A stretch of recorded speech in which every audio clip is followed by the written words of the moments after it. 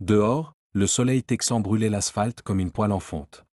L'air vibrait au-dessus de la route, comme un western passé en avance rapide.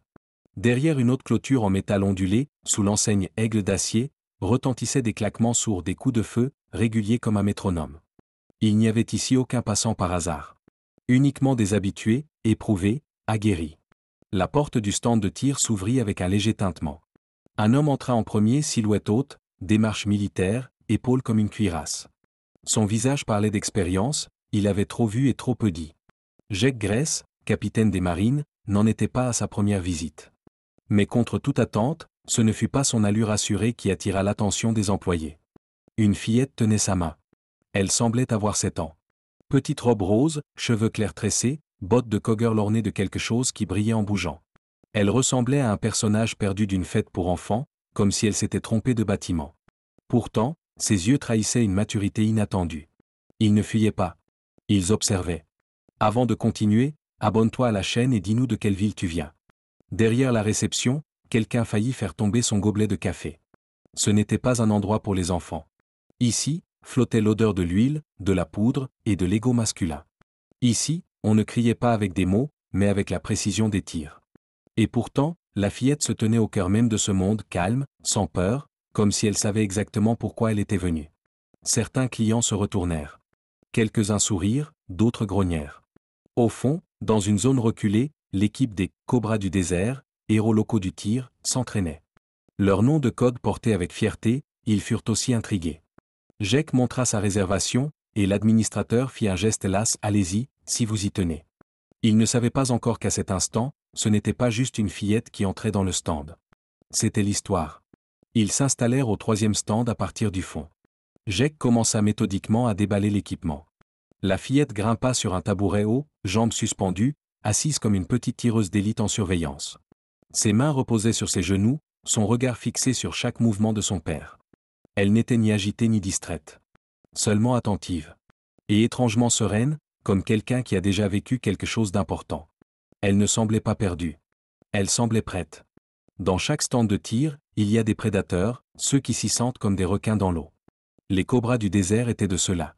5 hommes, t-shirt uni marqué d'un serpent à l'épaule, s'entraînaient avec une synchronisation impeccable.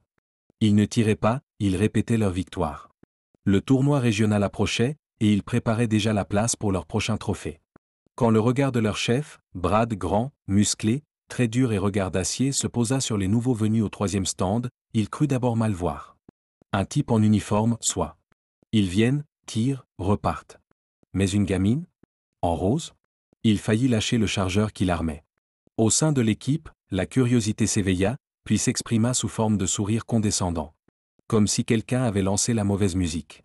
L'atmosphère, jusque-là concentrée, s'électrisa de sarcasme.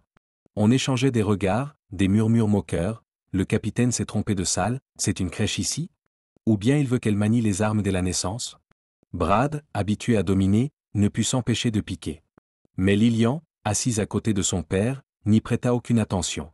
Elle observait Jake vérifier lentement ses munitions, choisir sa visée, respirer avant le premier tir.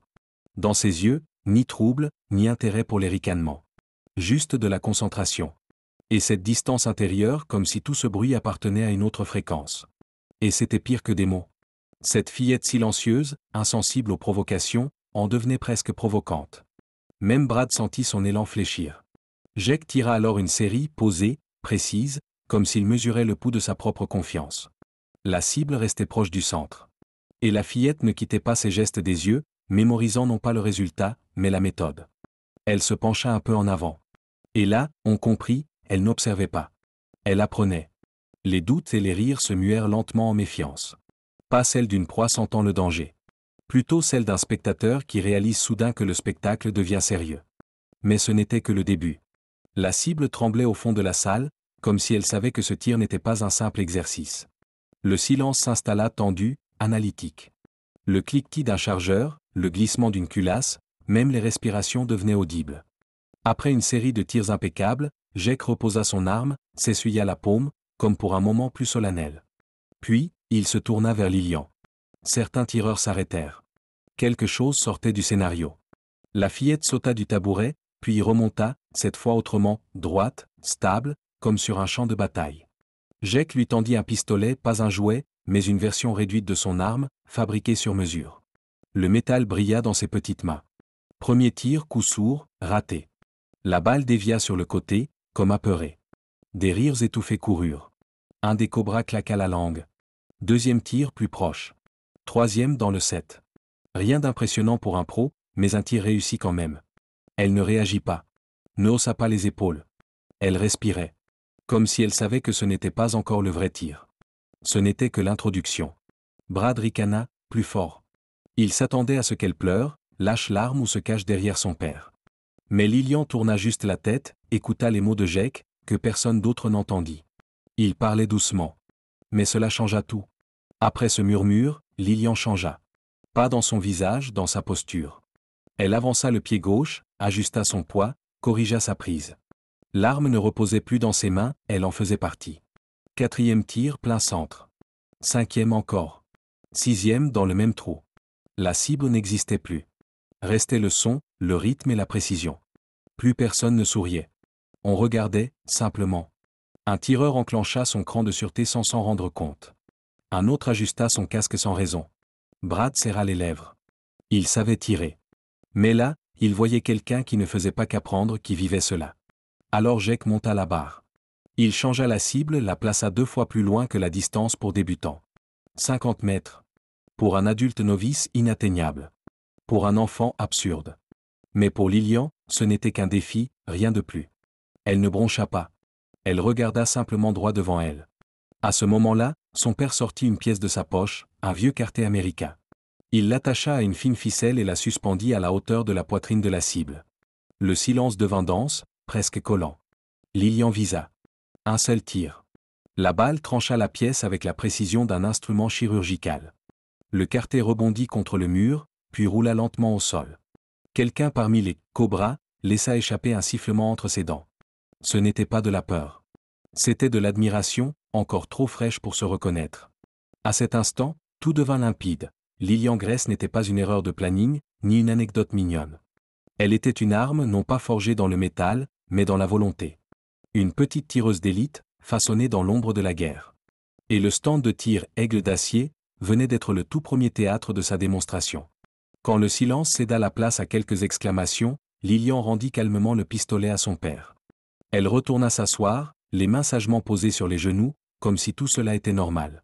Mais pour ceux qui venaient d'assister à la scène, tout avait changé. Surtout pour les « cobras », qui ne pouvaient plus s'empêcher de se demander. Qu'est-ce qu'on vient de voir, au juste? C'est alors que Jake décida de raconter la vérité. Pas pour se vanter. Pas pour choquer. Mais parce que ce moment exigeait qu'on comprenne.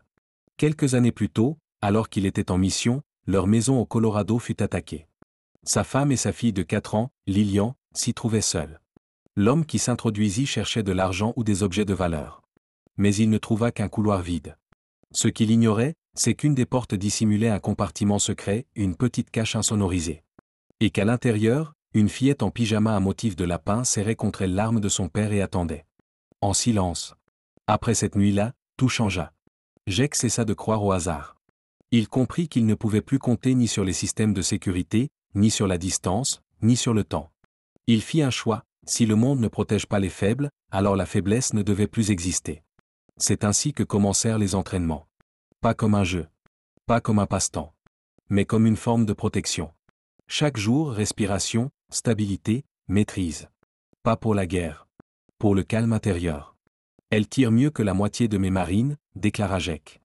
Ce n'était pas de la fierté. C'était un simple fait. Pendant ce temps, Lillian observait sa cible.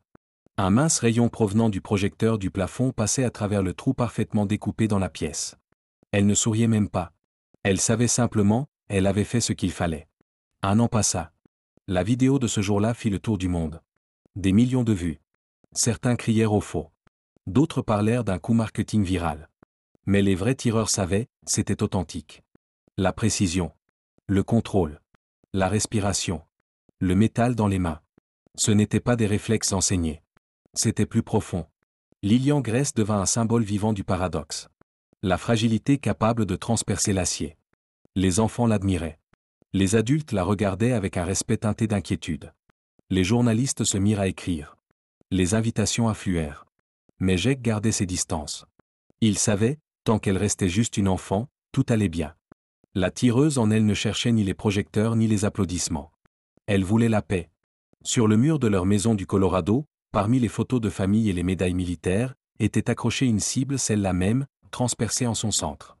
Juste en dessous, une plaque de bois brûlée à la main portait ces mots. Pour ma petite tireuse d'élite. Et à côté, un lapin en peluche nommé Bunny. Le seul à ne pas avoir cligné des yeux quand Lilian tira pour la première fois. N'oubliez pas de vous abonner à notre chaîne et de mettre un like, cela compte beaucoup pour nous.